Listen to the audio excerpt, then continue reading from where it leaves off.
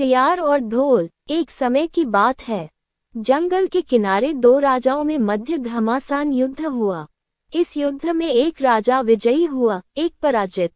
विजयी राजा के सिपाही और साथ गए भांड व चारण रात भर ढोल पीटकर उत्सव मनाते रहे और वीर गीत गाते रहे। सुबह सुबह तेज आंधी आई और उस आंधी में सिपाहियों का एक ढोल ड्रम लुढ़ककर दूर चला गया और एक पेड़ से जाकर टिक गया। आंधी थमने के उपरांत राजा और उसके सिपाही अपने राज्य की ओर प्रस्थान कर गए।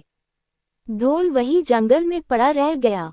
ढोल जिस पेड़ से टिका पड़ा हुआ था, उसकी सूखी टहनियां तेज हवा चलने पर ढोल से टकराती और ढोल बज उठता।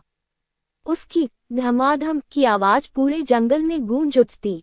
एक भूखा सियार जैकल शिकार की तलाश में उस स्थान से गुजरा जहां ढोल पड़ा हुआ था। ठीक उसी समय तेज हवा चली और पेड़ की सूखी टहनियां हिलते हुए ढोल से टकराए।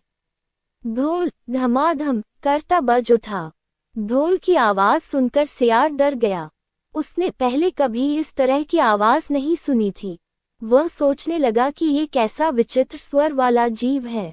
वह वहां से भागने ही वाला था कि उसके दिमाग में एक विचार कौंधा, किसी बात की गहराई में जाए बिना डर कर भागना उचित नहीं।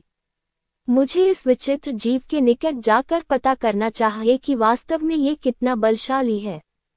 वह धीरे धीरे ढोल के निकट पहुंचा। वहां उसने देखा कि पेड़ की टहनियां ढोल पर चोट कर रही हैं और उसमें से आवाज आ रही है। सियार ने अपनी बुद्धि दौड़ाई और इस नतीजे पर पहुंचा कि ये तो एक निरीह प्राणी है, पेड़ की शाखाओं की मार से कराह रहा है। वह स्वयं भी ढोल पर चोट करने लगा और ढोल बज उठा। ढोल का स्पर्श करने के उपरांत सियार ने सोचा कि इन जीव का शरीर विशाल और मांसल है। अवश्य इसमें खूब चर्बी, मांस और रक्त होगा। इसे खाकर तो मैं कई दिनों तक अपनी भूख मिटा सकता हूँ। उसने ढोल के मोटे चमड़े के बाहरी आवरण पर अपने दांत गड़ा दिए। वह चमड़ा कठोर था। उसे काटने के प्रयास में सियार के सामने के दो दांत टूट गए। लेकिन अपनी जोरों की भूख शांत करने के लिए वह डटा रहा और किसी प्रकार ढोल में छेद कर उसमें घुस गया।